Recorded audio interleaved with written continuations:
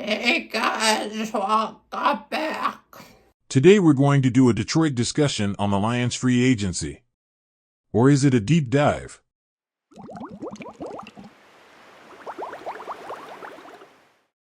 I've said I'm trying to be more organized while being simultaneously creative, but there's no reason I can't do both. They aren't mutually exclusive, and I do what I want. but that means I'll have to make some tweaks to my schedule. Which means I'm going to do a bit of housekeeping here. Housekeeping! The main thing is I'll be changing my release schedule. I started this year with the goal of 2 videos per week, but I'm trying to challenge myself a bit by shooting for 3. That means you can now expect a deep dive from me on Tuesday. I really liked talking sports and doing Detroit discussions, so I'll do that on Thursdays. Once the NFL season starts, things will probably get a little funky, but we'll burn that bridge when we get to it. At this point you're probably saying to yourself, isn't the Disabled Danny channel about recovery? Well, to that I say you're absolutely right. Which is why I want to reserve Saturdays to talk about recovery and do my weekly recap. Tuesday, Thursday, and Saturday are my shower days anyway, so fitting my release schedule in around that just makes sense. Okay, that concludes housekeeping. Housekeeping? So I said the primary focus today would be NFL free agency. The Woodward Heavyweights recently talked with John Kosko from Pro Football Focus. He basically said that the Lions are kind of on the right track here. We have a glaring need for an edge rusher on the other side of Hutch, but signing someone like Myles Garrett or Trey Hendrickson would have been unwise because those contracts would make it really hard to maintain our offensive weapons like St. Brown. The Lions signed DJ Reed, which I'm a fan of. We had some holes in our secondary that could be addressed in free agency. The hole we have on the defensive line isn't going to be solved by a bloated contract in free agency. It's going to come from a rookie contract, and I really believe Brad Holmes will address that in the draft. We're going to do a little segue now.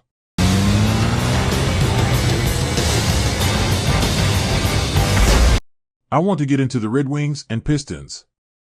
But I have a really bad habit of not separating the two in my head. Maybe it's because they share a venue. But at the same time, I think that's really cool. When I worked at the arena, I could literally see Comerica Park and Ford Field from certain areas in the facility. Anyway, I'm really happy to see Alex DeBrincat get that 30-goal season. Now to Brinkett. Cuts to the middle. Shooting! Scores!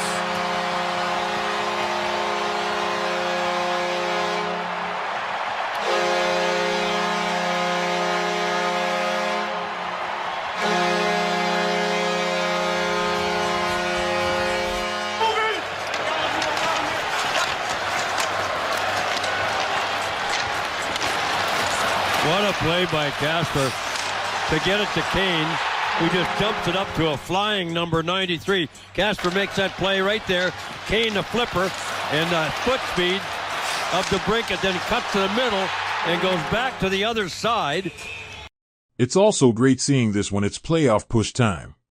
And Edmondson, and then Tage Thompson comes over, throws the gloves off, and those two hit the ice quickly. But this isn't stopping, not yet. This is now turning into 5-on-5. Benson's trying to throw some punches.